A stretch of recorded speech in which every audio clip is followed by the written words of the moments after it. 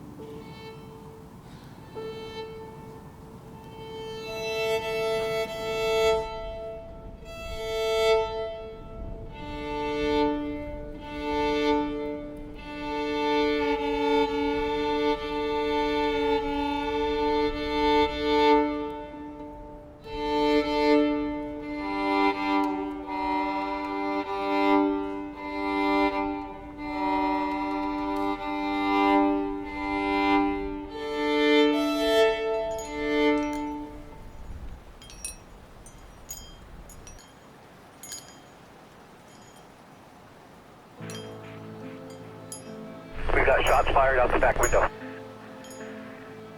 There's people with machine guns, with ARs. Possible active shooter at North Park Elementary.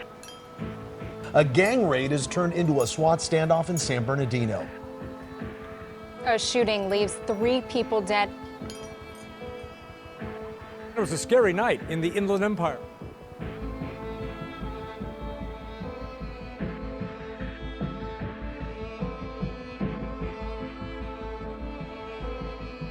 Here in San Bernardino, you got some big major gangs that they've been here for generations. And so it's been a pretty rough city to grow up in the last 15, 20 years. The violence here has just begun to erupt in ways that we hadn't seen. Our murder rate here in San Bernardino even tops Chicago's. For that to happen was not a badge of honor that we wanted to wear over here. You know, we're all influenced by our surroundings.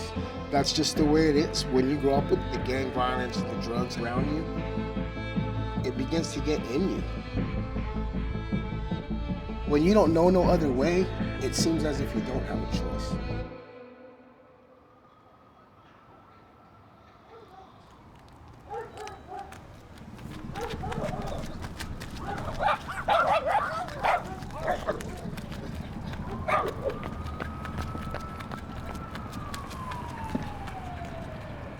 This is Matt. We train at the same gym. His story is common around here. He grew up without a father. His mother tried, but eventually ended up living on the streets. He didn't give up. In all honesty, I never thought I was gonna live past 18. When I turned 18, I was scared because I never planned that far, because I thought I was gonna be dead. Like my mom, she had a drug addiction, and we were on welfare and stuff, and like we didn't have a lot of money, and like she could never afford the rent and stuff. And so like she would sell herself. She was a prostitute, so she would make money for us. But like as the drug addiction started to get worse, you know, we lost the house, and I ended up staying in the streets with my mom because I didn't want to leave her. Nobody wanted to take me either.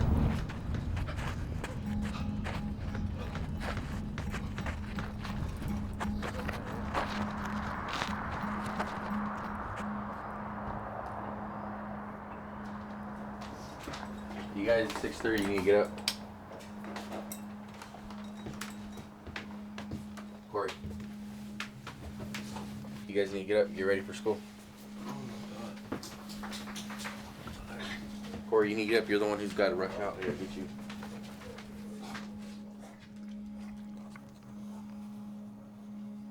This is my dad, Sam. He's a general contractor. He spends a lot of his time with me and my brother doing everything he can to make sure we always try our best. Hey Sam, did you finish your homework last night? No. No? Alright, well you can get it done before school school. New semester, you can't fall behind. If we don't give our kids an outlet and we don't show them something to do and a place to be accepted, the gangs will. Hey, I know you're gonna forget your homework.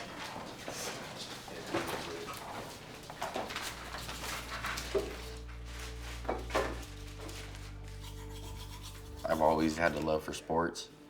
And my main focus is to give them a sport to participate in, do something that they love and keep them out of trouble, keep them on the right path in life. I think MMA and wrestling have given them confidence to where they're not walking with their head down. They don't have to worry about getting bullied. You're not the target for these gangs to come and pick on you. If you're not careful, it's really accessible for them.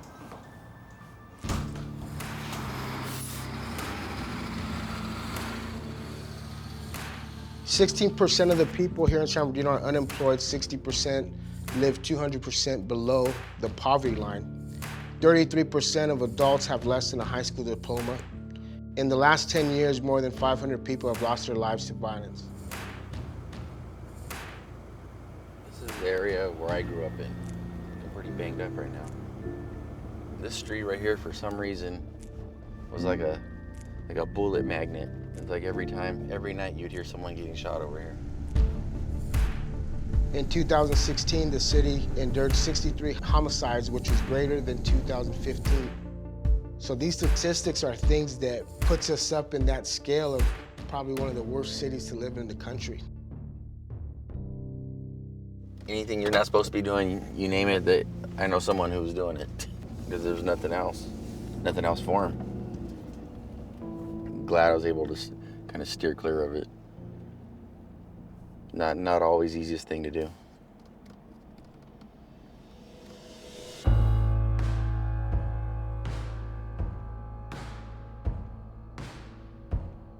The streets, they'll eat you and spit you out, man.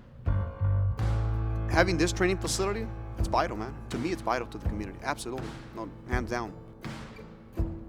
You can't go through this life without having something to look up to. Getting kids involved at an early age, not only gonna help them in life, but it puts them on the right track to start thinking positive, right? And not thinking negative. Why not stand out on the mat instead of standing out in a gang? Do something positive for yourself. Get some medals, man. Build up your self-esteem. At the end of the day, it's just to better ourselves, you know? Better way of life.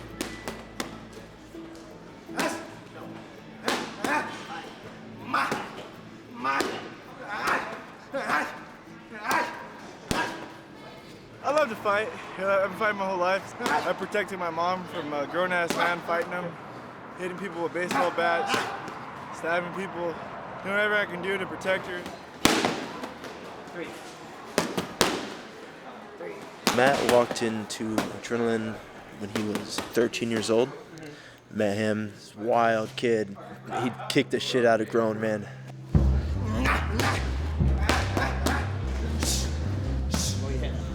When I'm in that cage, everything makes sense. Like, my mind's not running all crazy and like I'm not thinking these bad thoughts. Matt, I mean, he's been through hell and back. You know, he had a really tough life. He's probably the toughest guy I know, honestly. He's an animal. Fighting taught me a lot of discipline. I never had a father figure. My mom, she was there, but she didn't say much. I have all the stuff that's happened. I'm glad that I keep a good spirit.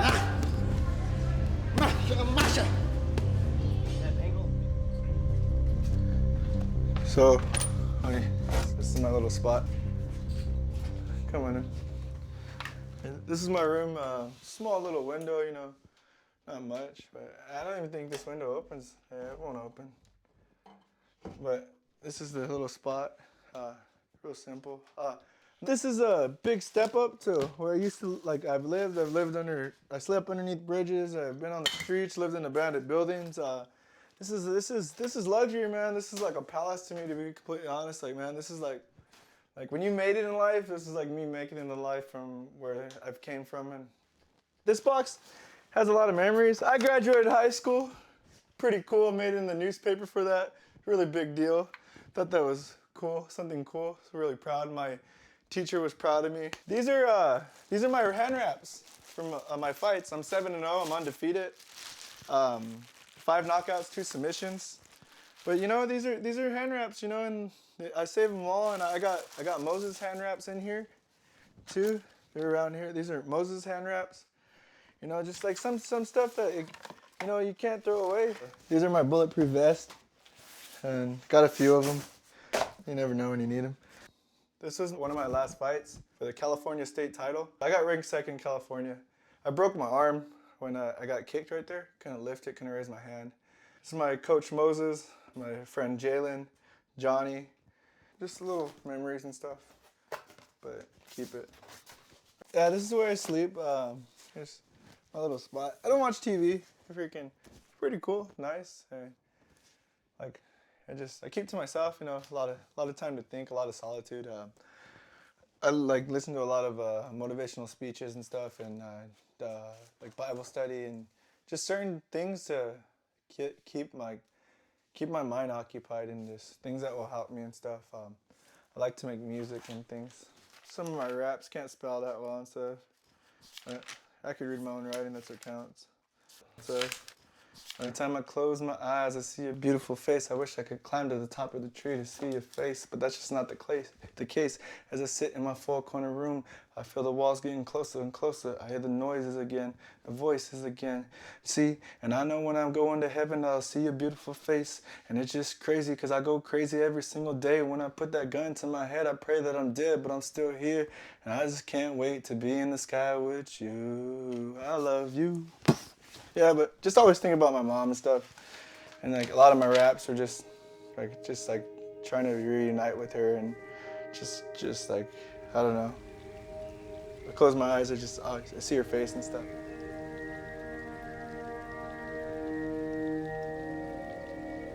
My mom's name's Reina Ariola. When my mom got really bad on drugs, and like she didn't know what was going on and stuff, she went into a coma for like 12 years.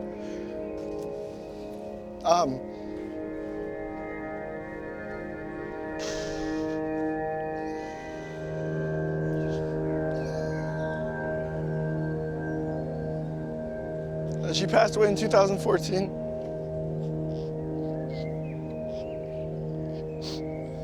I always believed that she was gonna wake up, and like, to this day, like, I still feel like she's in a fucking coma.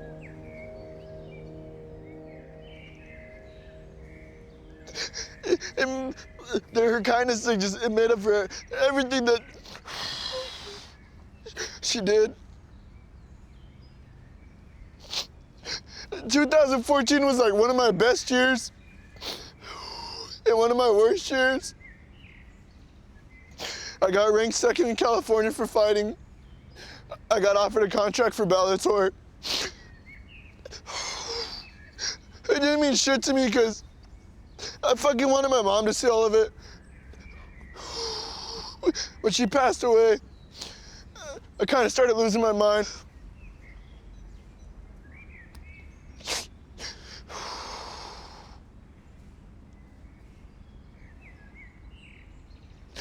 I didn't fucking want to come here.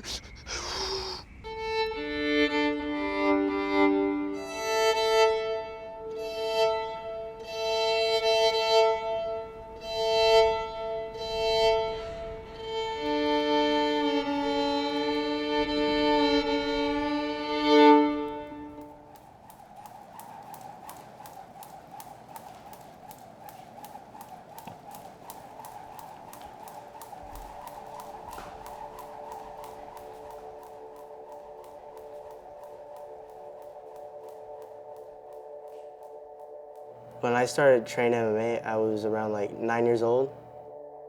I used to get bullied a lot at school, so they helped me approach things differently, you know, not feel like I'm gonna go get beat up or anything. When I first started, I didn't like it because I didn't want to get punched or anything. It's kind of like skeptical. I was kind of dragged in by my dad and Corey. When you walk into a cage, it boosts your self-esteem. Biggest lesson that they're learning right now is hard work pays off. You're not gonna get anything in MMA being lazy. My parents want me to stay in school to be a good kid. Don't want me like being on the streets with like gangs and drugs. My dad's parents and his background, they all grew up as drug addicts in gangs and stuff, and my dad figures that they don't want their kids in the same path. I would probably be in a lot of trouble if it weren't for the sport. MMA has taught them to have a level head and know where they're going. It's kind of giving them the confidence within their own skin. You know, really, they're staying out of trouble. I think they're becoming better people.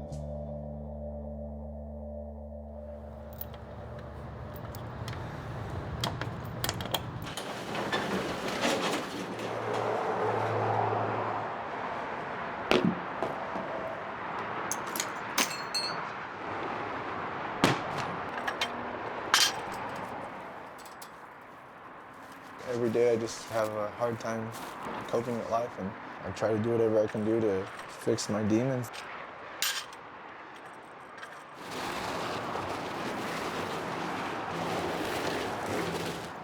If I didn't find adrenaline, I'd either be in prison, would have killed a bunch of people, would have beat people up on the streets, would have been homeless.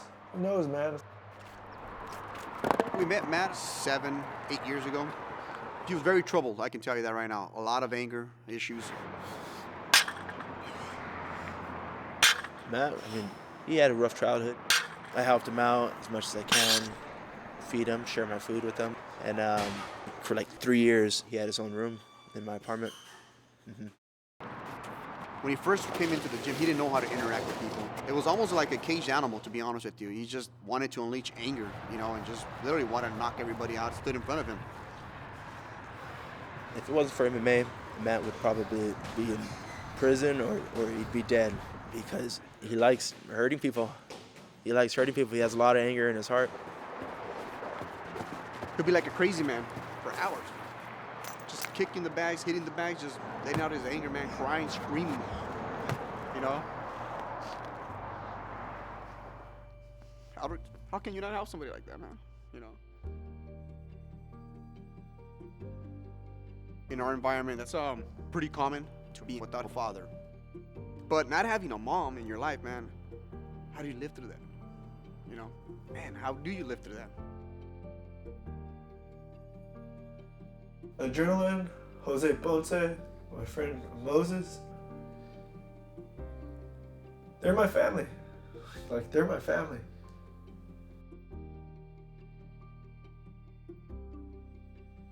The gym saved my life, man. Fighting saved my life. It showed me discipline. It showed me how the world is.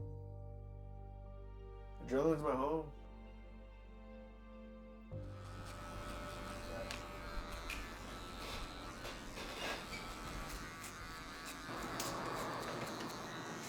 It's a tradition. Go in, get his hair cut, clean fade before the fight. You gotta look good and feel good before you get in there. Can't go in there with some jacked up hair, feeling like a bum, you know. You're presenting yourself in front of people, you're entertaining, you know, so you wanna look your best. What's up, you gonna win or what? You knock that fool out or what?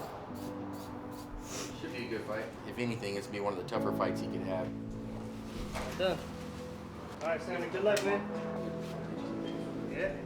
Knock him out, kid! Knock him out!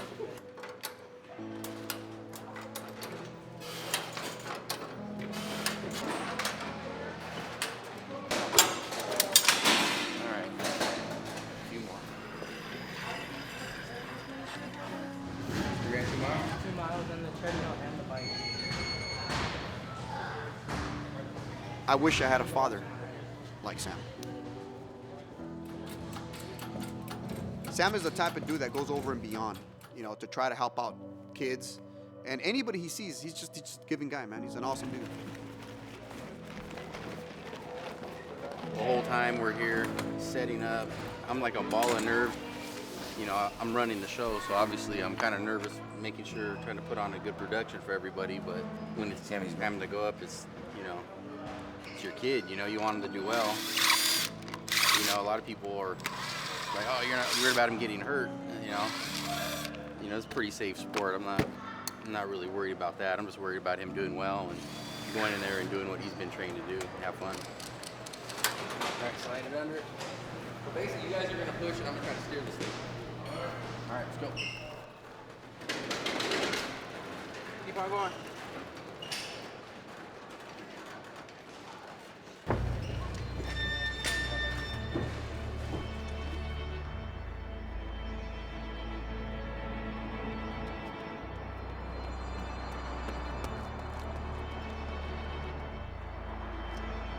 You know, a lot of people probably think it's a poor man's sport. You go out there and you just beat each other in the face, but that's not it at all.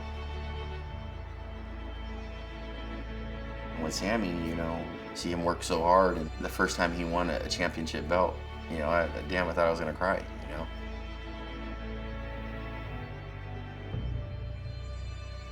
At the end of the day, I just want them to know that their success was more important to me than anything.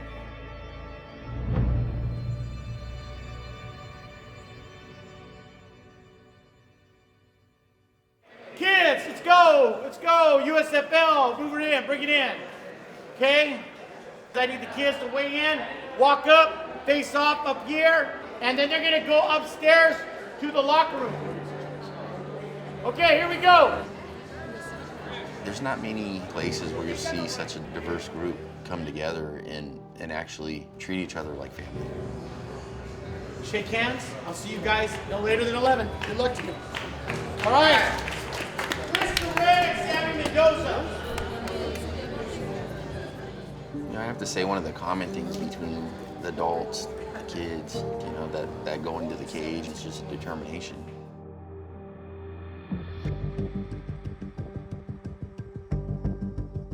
MMA, just the whole experience, could change your life. You work hard, you put in work, and you stay at it, you face everything, and you roll with the blows, and you keep moving. Everybody has a different reason of being in there. You know, maybe just to stay in shape, you know, and then you have the kids that are trying to learn just as a sport, trying to stay busy. Then you have the pro level where, you know, they're trying to be a world champion, but they're all determined on one specific task, and that's to get better.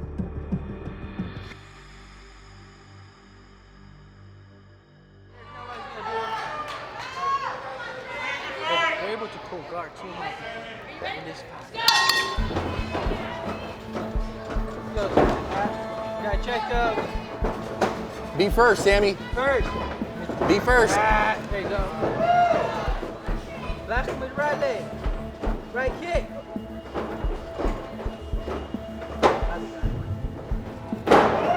Elbows in. Yeah. Keep it right there. Keep it tight. There you go. Elbows in though. Elbows in, Sammy.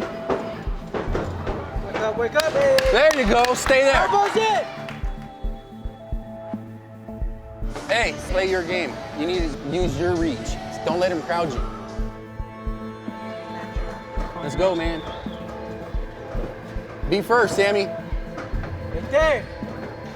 Pass that guard. Push his knee down, pass guard. Use your left. Pass his guard, Yeah, Sammy, right there, go. Right there. Hey, right there. Yep. It's too close. Hey, Sammy, let's go, man. Let's see some punches. You gotta finish strong. Fire off, right Sammy. Leg, right leg kick, right there, Sam. He punches, you kick. Stop waiting. Be first, let's go. Attack him, Sammy. Very good.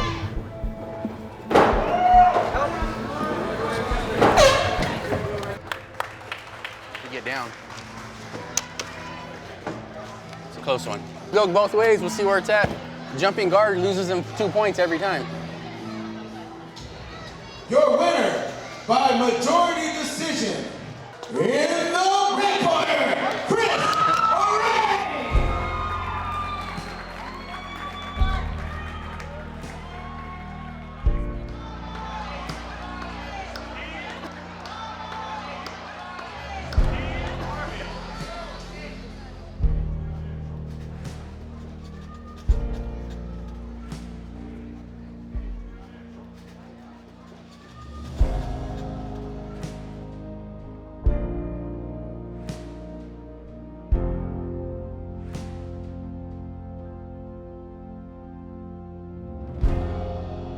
One thing to have a bunch of first place medals, but I'd rather throw in a couple seconds and thirds personally, because that means they actually got in some work.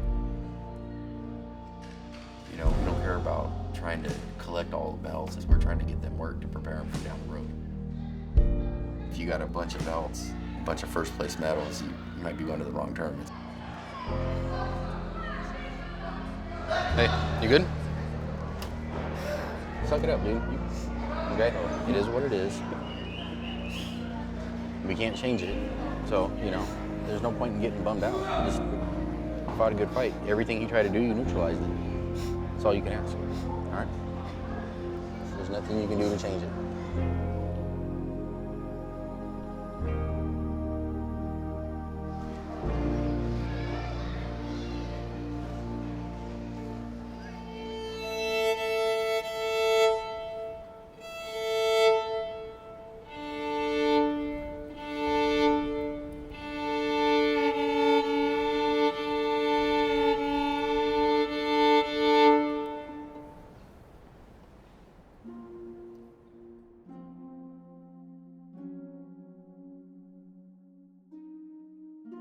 The main thing that me and my wife have done is to make sure that we don't put them in harm's way.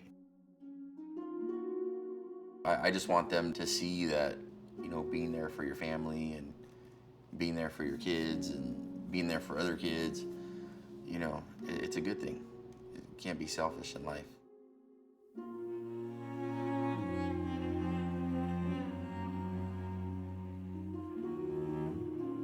MMA for me is probably the hardest thing I can possibly do in life.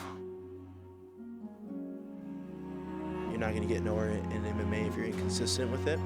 And same thing with anything you're going for in life. If you put your mind to it and you're consistent in whatever you're trying to do, then you can achieve.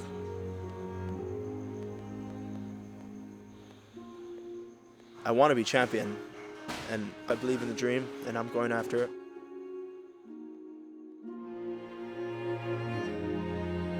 It's always, you know, been a fantastic journey from the day we opened up till to this day. Adrenaline wouldn't be adrenaline without the people inside. It's not necessarily the name or the four walls that surround us. It's actually the people that interact inside. It's everybody.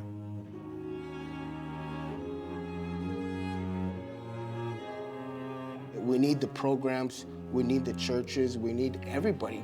The cops can't do it alone, the city can't do it alone, churches can't do it alone, the programs can't. It has to be a united effort. It has to be that whole village effect to really come into play here in order for us to see the change. But we're seeing it, and it's starting to happen. You know? People go to the mountains for their peace and their solitude. And when I'm on the ring, sitting there, that's like me being in the mountains, like staring out in the ocean, and you know, your peace, like it's being at that gym. No matter what you do, as long as you stay consistent with it and you put your time in with it, it'll come back to you. Like when you do something, at the end of your feelings, there's nothing, but like after every principle, there's a promise. So you stick to it and you stick to it, and you're gonna get something back from it. But if you do it half-ass, or you don't try, you're not gonna get anything from it, and you only have yourself to blame.